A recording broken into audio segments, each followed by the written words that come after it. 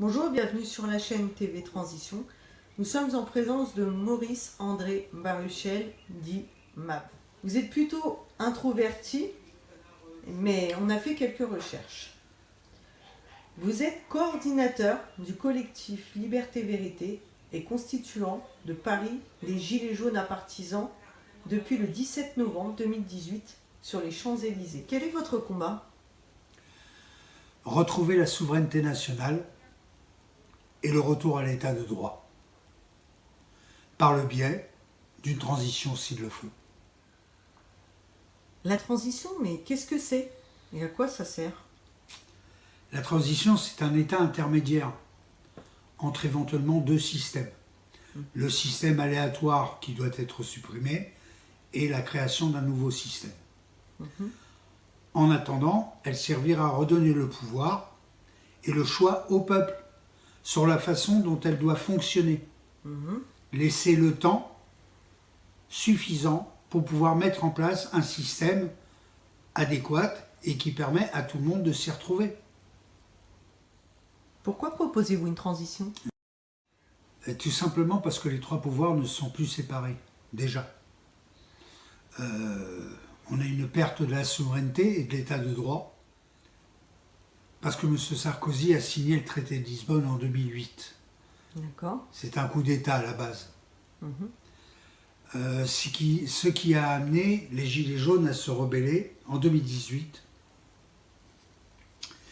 y compris la violence et la répression qui ont suivi, et bien entendu la violation de la Constitution. Mais dans l'immédiat, il faut créer une transition de base qui va nous permettre de tout simplement stopper le système. Ce système qui est malheureusement devenu à la fois mafieux et pervers. Et comment pensez-vous pouvoir l'étendre à tout le territoire ? Par un effet de grappe. On commencera par les municipalités, qui elles vont former des équipes, des conseils, qui vont reprendre toutes les exigences citoyennes, puisqu'on a mis en place un cahier des exigences. Chaque cahier des exigences sera référencé et permettra à chaque municipalité de définir exactement les exigences principales des citoyens. Ça va remonter au niveau départemental. Et ainsi de suite. Au niveau départemental, ça remontera au niveau régional pour en fin de compte arriver à un dossier national. Ce dossier national va être en fonction, sera monté un conseil qui va permettre donc de donner, d'affecter différents débats qui vont permettre à tout le monde de pouvoir étudier un projet de loi, un décret, un arrêté, etc. De façon à ce que le citoyen, même de base que nous sommes, nous serons au courant de ce qui se passe. Et comment les Français seront maintenus au courant ? La communication, si je fais une réunion municipale, ou voire départementale, vous avez aujourd'hui les médias, ils n'appartiennent pas tous qu'à des milliardaires. Vous avez toutes les chaînes FR3 départementales qui donnent leurs propres informations.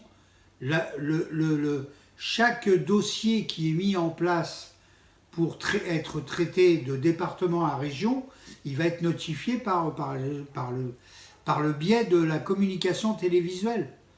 Donc chaque département va avoir leur information qui va remonter au niveau national pour avoir l'information nationale. Ça se fait aujourd'hui, ça restera demain, parce que c'est un support de communication. Il faut savoir s'en servir. Donc au niveau citoyen, nous serons à même de connaître exactement où en est tel projet, etc. D'autre part, on mettra en place, il faudra absolument mettre en place un support numérique qui permettra à tout citoyen de regarder au moment voulu, comme il le désire, où en est le dossier par rapport au thème qu'il aura choisi, tout simplement. Qu'est-ce qui se passera lors de cette transition ? Eh ben, en priorité, c'est l'arrestation de tous les individus qui ont malheureusement collaboré à la faillite du pays. À partir de ce moment-là, on sera en mesure de bloquer l'économie, non pas le travail, mais de bloquer l'économie et le départ éventuellement de toute cette économie vers l'extérieur.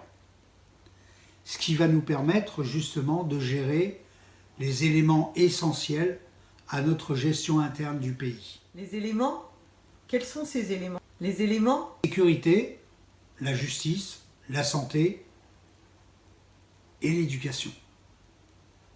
Comme un enfant, quand il est élevé par un papa et une maman, grâce à cela, ils auront une économie saine. comment voyez-vous la mise en place de ces 5 éléments? Par le biais de l'intelligence collective, par le biais de l'inscription citoyenne, une immense marmite. On est tous des citoyens désireux de faire avancer le pays. On s'inscrit parce qu'on veut traiter tel sujet ou tel sujet ou tel sujet. À partir de ce moment-là, on passe par le module de la sélection et on va bien entendu signer en même temps une charte spécifique qui va nous permettre d'assurer notre honnêteté et le droit à pouvoir gérer les choses conformément aux desiderata de la transition. Je n'aurai pas le droit de faire ce que je veux, parce que j'ai été choisi à l'intérieur même d'un conseil. D'accord. Ces éléments, les 4 principaux, sont des éléments qui vont appartenir à chacune des communautés, à chacune des municipalités de base. Ensuite, au département. Ensuite, à la région, pour avoir un conseil définitif national qui va, par référendum, faire trancher le droit ou pas à une loi, à un décret ou à un arrêté. D'accord, très bien. Donc, toute personne voulant travailler par la transition pourront s'inscrire. Exactement. D'accord. Très bien. Et, mais qui va pouvoir sécuriser justement que tout ça se passe bien? On a des unités de contrôle. Rappelez-vous que Bonaparte, d'ailleurs, a créé les CSP. C'est donc des unités de contrôle qui contrôlaient chaque élu, etc. Dans le cas où on devait travailler d'une certaine façon et éviter toute malversation, etc. Les CSP ont disparu et malheureusement tout a commencé. Voilà. Donc pour éviter ce genre de choses, nous aurons une brigade de sécurité qui permettra à chaque niveau municipal, départemental, régional, national, de contrôler la bonne fonctionnalité du pays. Et dans le cas contraire, il est important de mettre en place des règles. Des règles. Chaque citoyen est amené à participer à l'évolution de son pays. Qui qu'il soit, pardon. Okay. Donc, mais il suffit simplement qu'il accepte les règles et les conditions qui doivent être appliquées. On ne peut pas faire n'importe quoi. Donc, à partir de ce moment-là, où il va s'inscrire pour être à l'intérieur d'un système qui va être représentatif et qui va permettre d'être sélectionné, il aura signé à l'avance une charte l'obligeant à respecter la Constitution, les droits de l'homme et bien entendu la loi. Mais qu'en sera-t-il du pouvoir exécutif et législatif? À partir du moment où on arrête un système, on arrête tout. Assemblée nationale, Sénat, Conseil constitutionnel, puisque de toute façon, on n'a plus de constitution, et le Conseil d'État. Tout s'arrête. On est dans le module de transition. Donc, à partir de ce moment-là, on définit un cahier des charges sur les choses prioritaires à faire. Un exemple simple, donné par référendum, la possibilité à tout citoyen de retirer ou continuer des privilèges. D'accord. Devons-nous garder les privilèges à chacun ou devons-nous annuler les privilèges? J'ai pas le pouvoir, moi, de choisir ce que je dois faire. Je suis pas là. C'est pas un régime totalitaire on demande l'avis de tous les concitoyens. Donc, la moindre loi va demander un référendum sur des choses importantes, telles que les privilèges, tels que les passe-droits, etc., etc. Voilà. Donc, que ce soit le contrôle des frontières, que ce soit le contrôle des taxes, que ce soit la reprise de la souveraineté commerciale, tout ceci, c'est voué à demander l'avis de nos concitoyens. Très bien. Aujourd'hui, on a des doutes sur la sécurité des votes. Comment pensez-vous pouvoir sécuriser les votes pour être sûr qu'on a bien la parole et les exigences et la voix du peuple qui s'exprime à travers ces votes, et comment ne pourront pas-ils ne pas tricher? Vous dire que ne pas tricher, c'est pas possible, je pourrais pas vous dire ça. Par contre, contrôler, c'est tout à fait réalisable. La machine électronique, c'est même plus en rêve. On va reprendre l'ancienne méthode de la comptabilité papier avec des contrôles bien précis. On met en place, bien entendu, comme quand on le fait par les médias, comme on contrôle, les conseils municipaux, etc., etc., on va faire des contrôles, on aura des unités de contrôle sur chaque élection. Ça se fait à l'heure actuelle, il faut le savoir.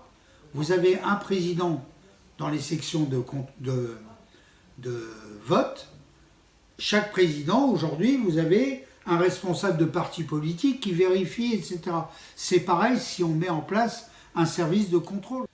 On va contrôler le comptage, on va contrôler ce qui est marqué sur le rapport, et tout ceci, bien entendu, en ayant, comme la justice demain, d'accord, en filmant. Parce qu'il ne suffit pas que de parler, faut avoir des preuves visuelles. Donc il suffit simplement d'enregistrer ce qui se fait. Et par mesure de précaution, de sécurité, ce qui permet demain, en cas de litige, de voir véritablement ce qui s'est passé s'il y a un litige quelconque. Donc de pouvoir prouver. Et de pouvoir prouver. Maintenant, une fois que votre relevé, votre rapport est fait, que tout le monde a signé, comme quoi c'est tout à fait légal, on met ça au niveau numérique et c'est transmis directement à l'échelle supérieure pour arriver ensuite au niveau national. La particularité de la numérisation, c'est que n'importe quel citoyen est capable en temps réel de savoir ce qui a été voté dans sa commune, dans son département, dans sa région et à l'échelle nationale. Mais qui va gérer le pays pendant cette transition et nous représenter à l'international? Dans le module de transition que l'on voit au départ, d'accord, c'est une reconstruction. Il faut être franc, c'est une reconstruction. Ceux qui seront habilités à pouvoir rencontrer tout le gratin international, vous dire que ça existe, non, ça n'existe pas encore. Parce que les gens doivent être choisis. Ils doivent être choisis, ils doivent également être demandeurs. Donc au niveau international, ce sont des choses qui vont venir naturellement et on va voir apparaître des gens qui font partie de l'intelligence collective. Et à ce moment-là, ils seront choisis pour chacun pour représenter la France dans tel ou tel domaine. Mais il n'y aura pas une personne, une élite qui sera habilitée à répondre à tout l'aspect international. On ne peut pas s'arrêter sur une seule pensée au niveau international. L'Afrique ne pense pas la même chose que l'Asie. L'Asie ne pense pas exactement comme l'Europe, c'est différent. Donc selon les choses, c'est comme un agriculteur. On peut parler d'un agriculteur, il connaît la semence pour faire du blé ou du maïs, etc. Mais un agriculteur, il ne sait pas à quelle heure on peut tirer le lait d'une vache et tout. Chacun son boulot. Voilà. Donc maintenant, de vous dire qu'aujourd'hui on a les hommes, non, on n'a pas les hommes pour ça. Parce que le peuple ne les a pas encore choisis. D'accord. Donc selon les personnes qui vont ressortir justement de cette transition, selon la question extérieure du pays, si on parle d'alimentation, on mettra la personne qui est plus habilitée à parler d'alimentation. Exactement. Et pareil pour Et choisi bien entendu par le peuple. Très bien, d'accord. Comment le pays fonctionnera-t-il et le peuple vivra pendant cette transition?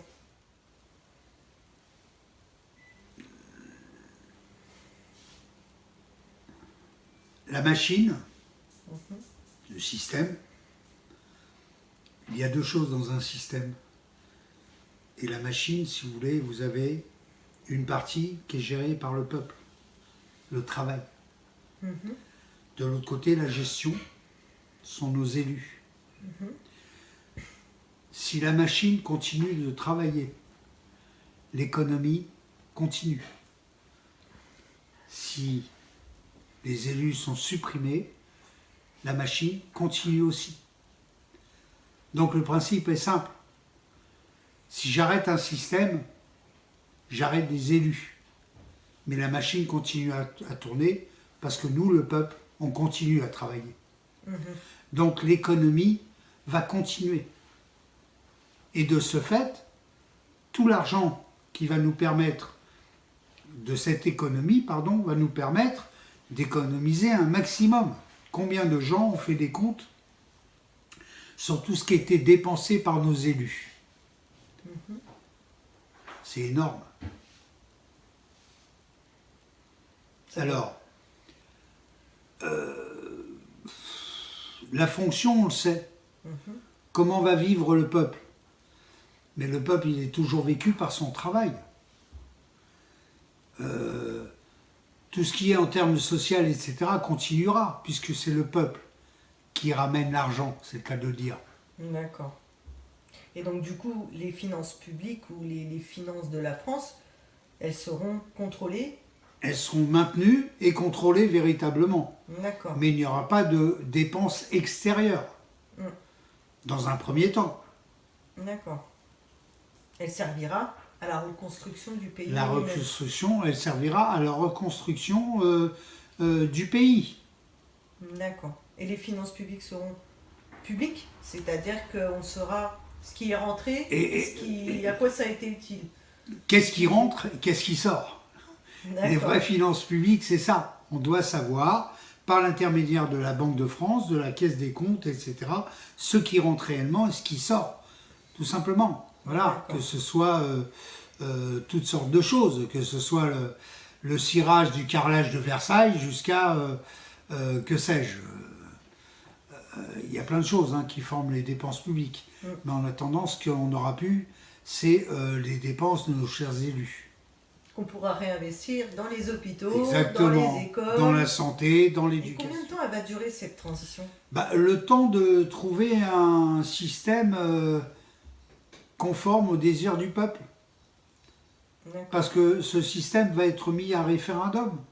À un moment donné, on va écouter toutes sortes de propositions et toutes sortes de systèmes. On va voir arriver des royalistes, des totalitaires, des gérants de salles, etc., qui vont dire, ça y est, moi, Eureka, j'ai la solution. Il suffira simplement de débattre. On explique, on débat, et un jour, il faudra choisir un système. Donc on sera à même de voter un système plutôt qu'un autre, etc. À partir de ce moment-là où le système sera mis en place, qui commencera à véritablement tourner, la transition s'effacera. C'est au système à mettre du bon. Donc c'est tous les citoyens ensemble. Et moi je fais confiance à la réflexion nationale. Je fais confiance aux éminences grises, bien entendu, mais je fais confiance à l'intelligence collective. Ne craignez-vous pas une guerre civile et de quelle manière comptez-vous sécuriser le pays? De quelle manière sécuriser un pays? C'est simple, hein, il nous faut avoir les forces constituées avec nous. Sans forces constituées, on ne peut pas monter une transition. On a besoin de notre armée, on a besoin de nos gendarmes, on a besoin de notre police. Notre police va sécuriser le territoire, notre armée va défendre le territoire et notre gendarmerie va gérer l'administration de notre territoire. Sans ces trois paramètres-là, on est voué à toutes sortes de choses, y compris une guerre civile possible, sous toute forme de choses. La guerre civile, c'est pas uniquement des gens qui ont faim ou quoi que ce soit, surtout en France. N'oublions pas qu'on est dans le pays de la bouffe. Mais les Gilets jaunes étaient sortis justement pour tout ça. Oui, parce que socialement parlant, la goutte a fait déborder le vase, si vous vous en souvenez. Ok, donc on est sorti dehors. Parce qu'il y avait de l'exagération.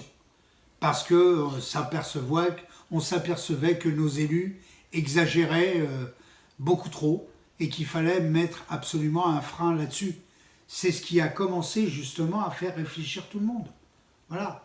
Donc aujourd'hui, on sait à quoi on s'attend. Aujourd'hui, on veut absolument que ça change. Pour que ça change, il nous faut transiger. Pour obtenir justement l'aide de nos policiers qui ont malmené les Gilets jaunes en 2018 et de les avoir avec nous aujourd'hui. Oui, hier, il y avait la guerre avec les Allemands. On a vu Mitterrand donner main dans la main sur les Champs-Élysées avec le numéro 1 allemand. D'accord? Ce qui s'est passé avant, il peut se repasser exactement demain la même chose. C'est pas parce que les policiers hier ont tapé sur les gilets jaunes, moi y compris. C'est vrai qu'il y a eu des choses qui se sont faites, etc. Mais d'où vient exactement l'ordre? L'ordre, elle vient des politiques. Donc je suis désolé de dire ça, le poison, c'est les politiques. D'accord. Vous avez, en ayant eu toutes ces manifestations, vous avez pu justement être près des policiers et des gendarmes. Vous avez vu que quelque part, ils avaient aussi cette même envie. On a révélé les consciences de chacun.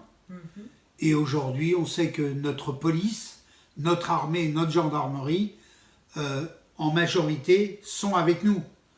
Pas parce qu'on s'est bagarré ou qu'on s'est défoncé des yeux ou quoi que ce soit. C'est tout simplement parce qu'on est citoyen. Et la base, avant tout, de notre pays, c'est le peuple. C'est rien d'autre. Voilà, un policier, un gendarme et un militaire, c'est aussi un citoyen du peuple. D'accord.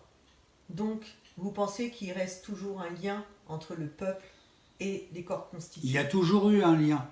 Simplement, le problème, c'est qu'il y a eu divergence à cause des ordres donnés par les politiques. Comment envisagez-vous la question de l'Union européenne? Très simple comme question, je ne l'envisage pas du tout. Voilà. L'Union européenne, il faut que ça dégage. On a deux principes pour ça, et c'est justement la question qui sera soumise à référendum. Est-ce que vous pensez qu'on est européen ou pas?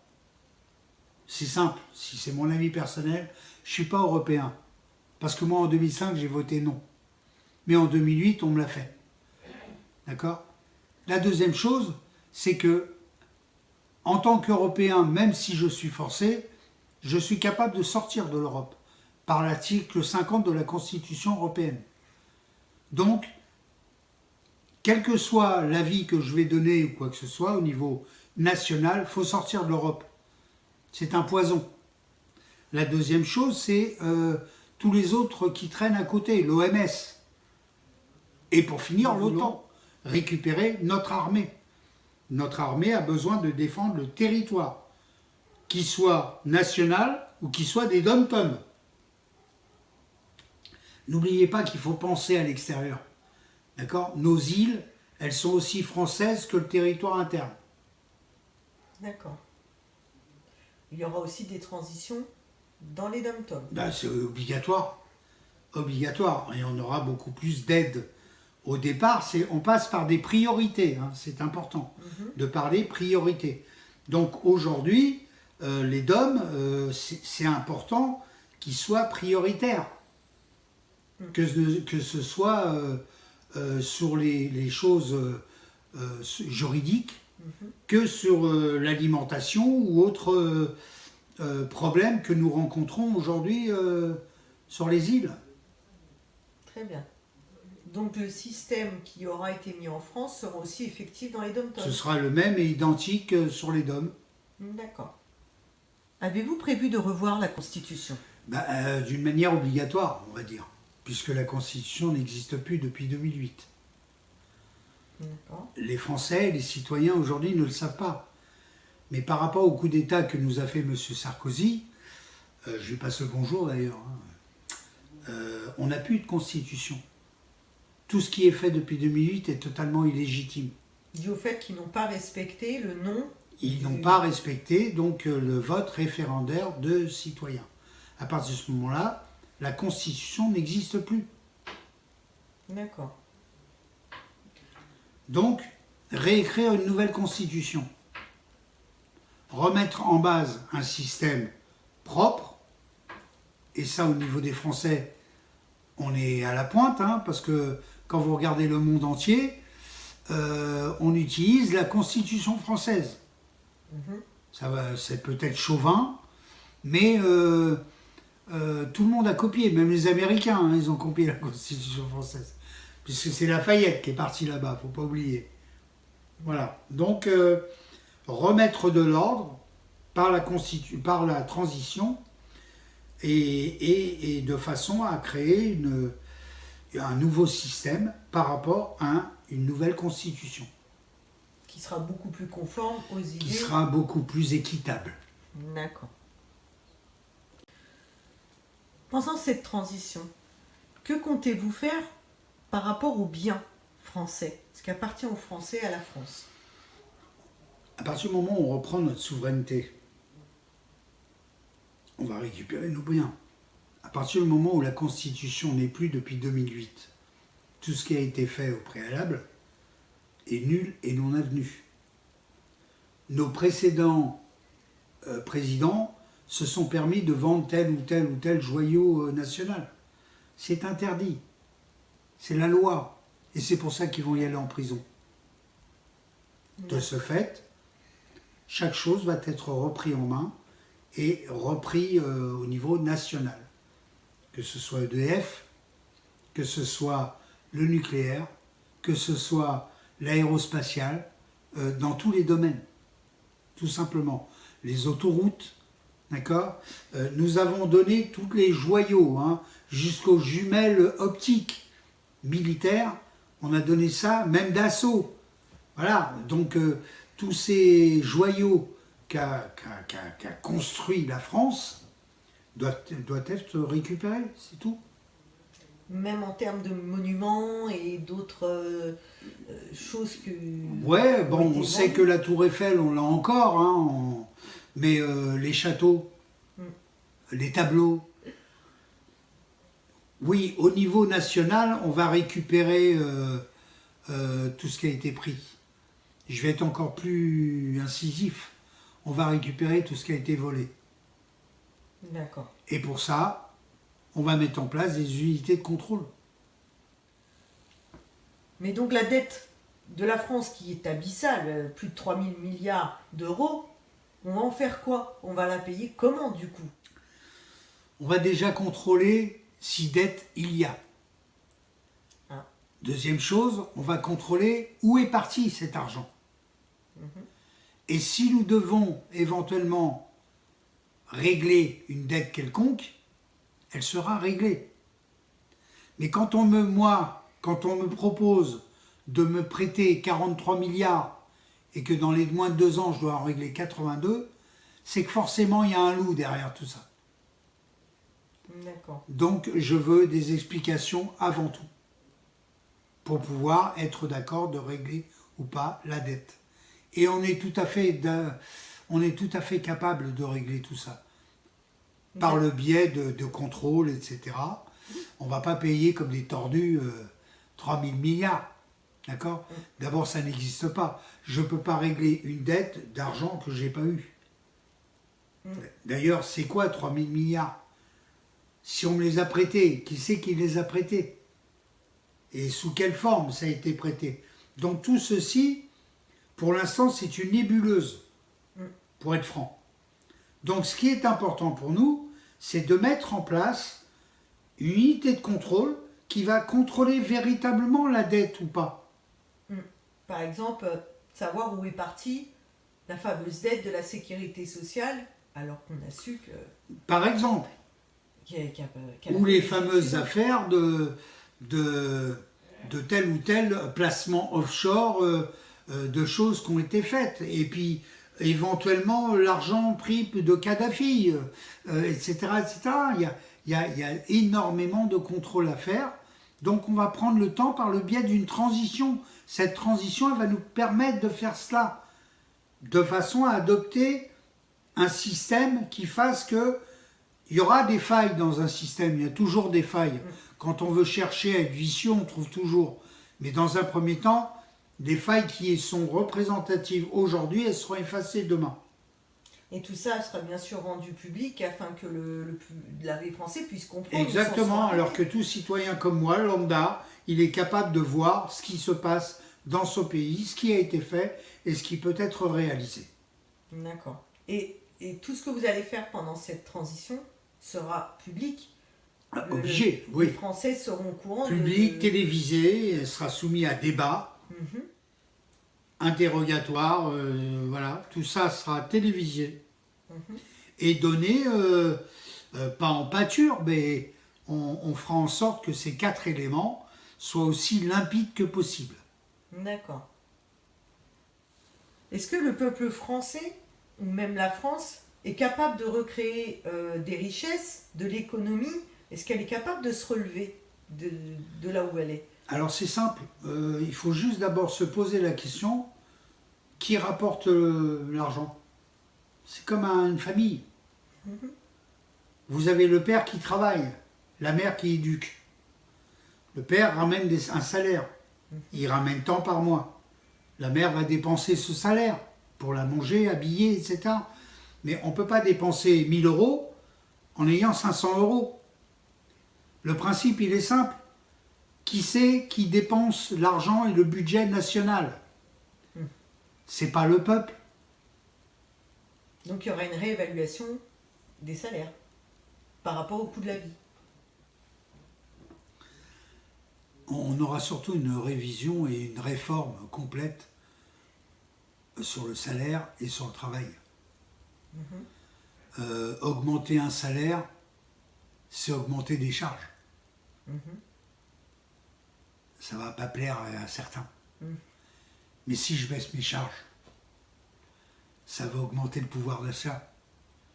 Ça va augmenter la possibilité de réembaucher. Et ça va surtout augmenter le sourire des patrons qui vont payer moins de charges sociales. D'accord. Et l'économie s'en portera pas plus mal. Mais le coût de la vie, lui, l'alimentation qui coûte cher, l'électricité. Mais oui, le coût de la vie il coûte cher, etc. Mais c'est pas le coût de la vie qui coûte cher. Ce sont des milliardaires qui faisaient que de spéculer du matin au soir. Voilà. On arrête le sucre parce qu'on a des pénuries de sucre. Ça permet de vider un stock de sucre au niveau national. Et ensuite, on remet en place le sucre en ayant une augmentation. Mais les gens vont acheter ce sucre, même s'il a augmenté. Vous avez bien acheté des tomates à 6 € le kilo. Ou du raisin à 15 € le kilo. Voilà.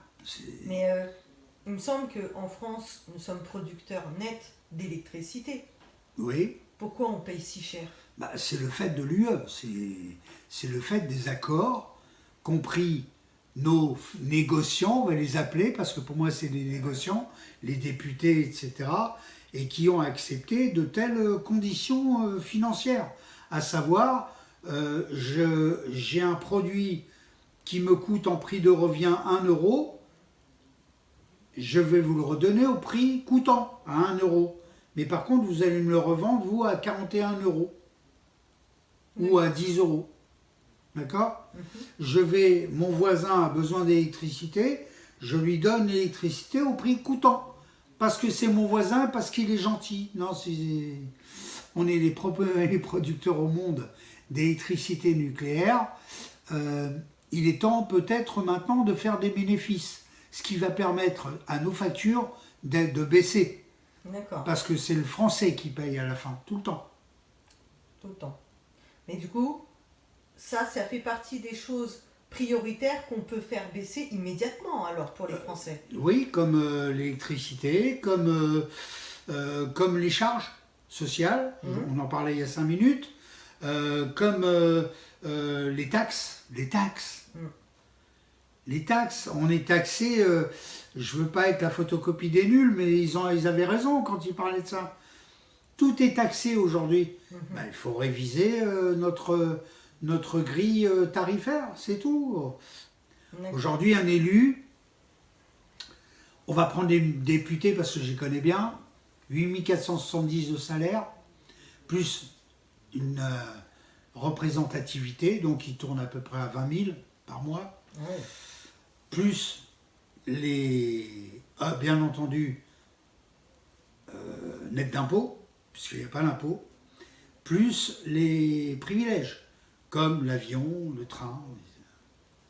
Et pensez-vous justement, ceux qui travaillent pour la transition, si tout ça est fait justement dans l'intérêt de la France, ce genre de privilèges à l'ancienne... Non mais on vient de dire qu'on supprime les privilèges. C'est ça. Quand on supprime les privilèges, on supprime les privilèges. Que ce soit au jardinier de l'Élysée qui touche 15 000 balles pour tondre un gazon, d'accord, comme celui qui est président de la République. Monsieur De Gaulle, il payait ses factures EDF. Si vous avez bonne mémoire. Aujourd'hui, ils ne payent plus rien. Ils ont des chauffeurs, ils ont des voitures de fonction, ils ont des appartements de fonction. Ils ont même pas... Il y en a même qui connaissent même pas le prix d'un croissant. Donc, en faisant tomber les élus, on fait tomber les privilèges. Le système est arrêté. Les élus s'arrêtent. D'accord. Je suis un ancien dirigeant. Je limoge, moi. On arrête un système, on arrête une machine. D'accord. Quand on arrête une machine, on arrête les gens de cette machine. Ok. Et les agents de la transition seront payés comme le français moyen. Un agent de la transition sera payé en fonction, il est pris à l'intérieur même d'une marmite. Il peut être très bien salarié d'une entreprise. Ça n'empêche qu'il peut continuer de travailler dans son job et tout. Le jour où il est choisi, il sera payé le montant de ce qu'il touche en salaire. Donc s'il est menuisier qui prend 2500 balles par mois, il sera payé 2500 balles par mois.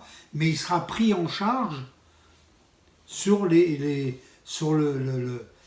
la fonction de travail qui va permettre au conseil de prendre en charge la fonctionnalité.